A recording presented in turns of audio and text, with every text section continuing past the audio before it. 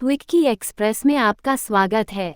आज की कहानी है राजा का उत्तराधिकारी कौन। एक बार की बात है, तुगलकंगा राज्य में प्रताप सिंह नाम का एक राजा हुआ करता था। वह बहुत ईमानदार और साहसी था। उसे अपनी प्रजा से बहुत प्यार था। उसके राज्य में सभी लोग उससे खुशी से एक साथ रहते थे। राजा को एक बात हमेशा परेशान किया करती थी कि उसके जाने के बाद उसके राज्य को कौन संभालेगा, क्योंकि उसकी कोई औलाद नहीं थी। एक दिन राजा ने अपने राज्य से ही किसी युवक को अपना उत्तराधिकारी चुनने का फैसला किया। वह अपनी ही तरह किसी ईमानदार लड़के को सत्ता सौंपना चाहता था, जो प्रजा का ख्याल रखे। राजा ने काफी सोच विचार करके राज्य के सभी होनहार बच्चों को दरबार में बुलाया और घोषणा करते हुए कहा, मैं आप सब में से किसी एक को अपना उत्तराधिकारी बनाना चाहता हूँ। इसके लिए आप सबको एक परीक्षा दी जाएगी, जो इसमें पास होगा वही मेरा उत्तराधिकारी बनेगा।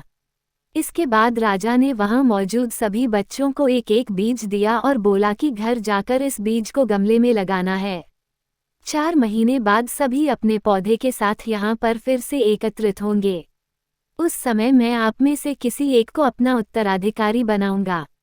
सभी बच्चे सोच रहे थे कि राजा अपना उत्तराधिकारी बनाने के लिए कोई कठिन परीक्षा लेने वाले हैं, लेकिन गमले में बीज बोने की बात सुनकर सभी इस परीक्षा को आसान समझकर खुशी खुशी घर लौट गए। वक्त बीतने लगा, सभी बच्चों के गमले से बीज की उपज दिखने लगी थी, लेकिन क्षितिज नाम का एक बच्चा था, जिसके गमले से पौधे का नामोनिशान नहीं था। क्षितिज के साथ के दूसरे बच्चों के पौधे बड़े होने लगे थे। ये देखकर वह बहुत परेशान रहने लगा। वह मन ही मन ये सोचता रहता था कि सबके गमले में पौधे आ गए, लेकिन उसके गमले से पौधा क्यों नहीं आ रहा है। उसने सोचा कि हो सकता है उसका पौधा उगने में अधिक समय ले, इसलिए उसने हार नहीं मानी और वो पूरी मेहनत और लगन के साथ गमले की ओर ज्यादा देखभाल करता।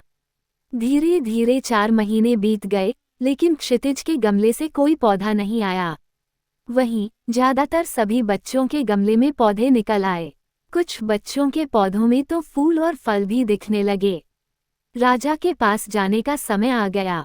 क्षितिज ने सोचा कि वह राजा के पास जाएगा तो उसका गमला देखकर सब उसका मजाक बनाएंगे। कोई उसकी बात पर विश्वास नहीं करेंगे कि वह हर दिन गमले में पानी देता था, वह उसकी देखभाल करता था। क्षितिज की माँ ने उसे समझाया और कहा कि नतीजा कुछ भी आया हो, लेकिन तुम्हें राजमहल उनका बीज लौटाने जाना चाहिए। जो होगा देखा जाएगा। माँ के समझाने पर क्षितिज मान गया और खाली गमला लेकर राजमहल पहुंचा।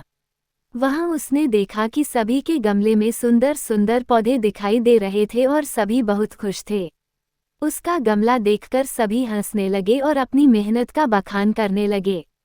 वह चुपचाप आंखें नीचे किए शर्म से बैठ गया।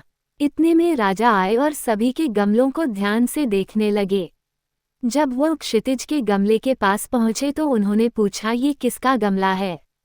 क्षितिज जी मेरा। राजा तुम्हारा गमला खाली क्यों है? क्षितिज मैं रोजाना इसको पानी देता था। मैंने इसकी बहुत देखभाल की, लेकिन इसमें से पौधा नहीं निकला। राजा आओ मेरे साथ। क्षितिज राजा द्वारा बुलाने पर डर गया, लेकिन उसे राजा की आज्ञा माननी ही थी। वह धीरे धीरे राजा की तरफ आगे बढ़ा। राजा उसे सिंहासन के पास ले गए और बोले, तुम ही इस राज्य के असली उत्तराधिकारी हो। राजा के इस फैसले से वहां मौजूद हर कोई हैरान रह गया। राजा ने कहा, मैंने जो बीज दिया था वह नकली था, उससे पौधा आ ही नहीं सकता था। आप सबने बीज बदल दिया, लेकिन क्षितिज ने ईमानदारी के साथ 4 महीने मेहनत की और अपनी असफलता स्वीकार करते हुए मेरे सामने खाली गमला लाने का साहस दिखाया। क्षितिज में वो सारे गुण हैं जो एक राजा में होने चाहिए।